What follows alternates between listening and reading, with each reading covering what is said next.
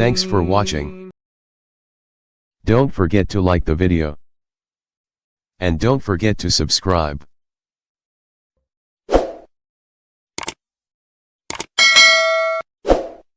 अस्सलाम वालेकुम रहमतुल्लाहि व बरकातुहू। मोहतरम नाजरीन, कैसे हैं आप? आज जिस मौजू पे मैं बात करने लगा हूँ वो बहुत ही अहम मौजू है, ख़ास तौर पर नौजवानों का दिलचस्प मौजू है। आज दुनिया के अंदर सबसे ज़्यादा जो लूटा भी जा रहा है इसी मौजू पर, यानी हमारे हुक्मा हज़रात जो है वो सबसे ज़्यादा जो फ़्रॉड कर रहे हैं इसमें, वो इसी टॉपिक के ऊपर कर रहे हैं। तो अगर आप देखें मुआशरे के अंदर तो कोई सांडे का तेल बना के बेच रहा है, कोई शेर की चर्बी बना के बेच रहा है, कोई रीछ की जो है वो चर्बी बना के बेच रहा है। तो सारे ये फ़्रॉड है, कोई इसके अंदर सदाकत नहीं है, कोई इसके अंदर हकीकत नहीं है। लोग ये लोग ये तला जो है ना वो रख के बैठे हैं कि हम जो है वो तला जो है वो देते हैं तो उससे आपका नफ्स जो है वो लोहे की राड की तरह मजबूत हो जाता है। फ़िलहाल मकसद ये मुख्तलिफ़ किस्म के जो है वो ड्रामेबाजियाँ आज यूट्यूब पर मौजूद हैं। तो मोहतरम देखें जो असल मसाइल हैं वो क्या हैं वो मैं आपको बताने लगा हूँ। उससे पहले मैं एक छोटी सी गुजारिश है कि प्लीज़ मेरे इस चैनल को, जो यहाँ पर नीचे आपको नीचे बटन नज़र आ रहा होगा सब्सक्राइब का, तो प्लीज़ इस बटन को दबा दीजिए, सब्सक्राइब कीजिए मेरे इस चैनल को, मेरी हौसला अफजाई कीजिए। आपका 1 रुपया भी इसमें ख़र्च नहीं होगा, मेरी हौसला अफजाई ज़रूर होगी। तो अगर जिन्होंने सब्सक्राइब कर लिया है वो बेल आइकॉन को भी दबा दीजिए ताकि मेरी नई आने वाली वीडियोस आप तक फ़ौरन पहुंचती रहें। इसी तरह जिन्होंने जो है लाइक नहीं किया वो लाइक कर लें, शेयर कर लें को, और फिर इस वीडियो के बारे में अपने तासुरात ज़रूर दीजिएगा कि ये वीडियो आपको कैसी लगी। सलाम का जवाब भी कमेंट्स के अंदर ज़रूर दिया करें, और इस वीडियो के जो तासुरात हैं वो आप कमेंट्स के अंदर ज़रूर दीजिएगा। तो आते हैं अब टॉपिक की तरफ कि नफ्स के मसाइल क्या क्या हैं। नफ्स के 3 मसाइल हैं उज़्व ख़ास के। उसमें सबसे पहला जो मसला है वो है नफ्स में कमज़ोरी होना, यानी सख्ती का ना होना। दूसरे नंबर पर है नफ्स की साइज़ सुकड़ कर छोटी हो जाना। नंबर 3 पे नफ्स का जल्दी से ढिला हो जाना, या फिर ये कि ख़्याल ही ना आना, यानी हम बिस्तरी का बीवी के पास जाने का ख़्याल ही ना आना। ये 3 बड़े मसाइल हैं नफ्स के जो वाक़िअतन मसले हैं, और उसी वजह से बहुत सारे मसले भी हो जाते हैं। जब आपकी वाइफ जो है आपसे मुतमईन नहीं हो पाती तो फिर बात जो है वो तलाक़ की नौबत तक भी आ जाती है।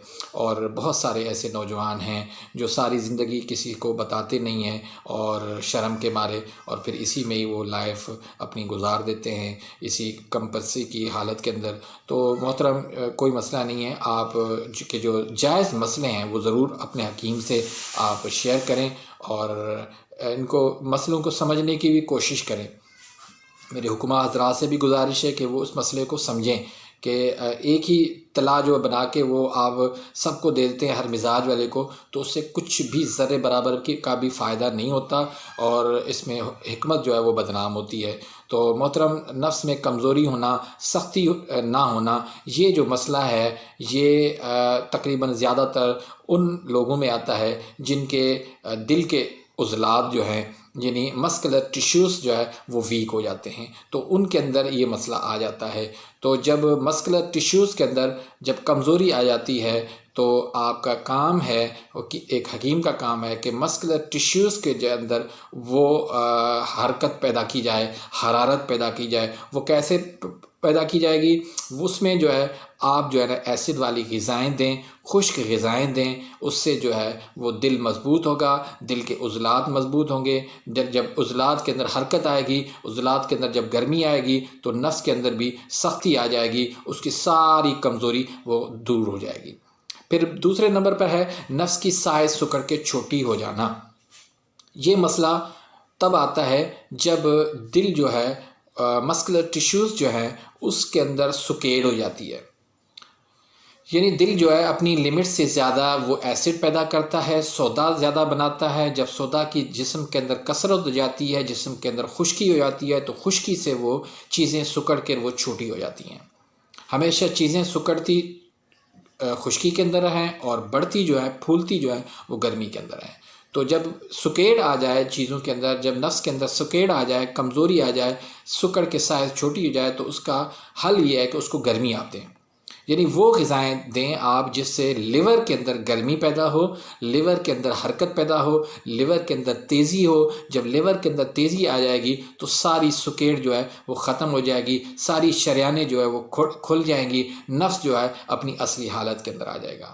تیسرے نمبر پر جو مسئلہ ہوتا ہے وہ یہ کہ نفس کا نہ اٹھنا، یعنی خیال ہی نہ آنا، ہم بصری کا خیال ہی نہ آنا، بیوی کے پاس جانے کا خیال ہی نہ آنا۔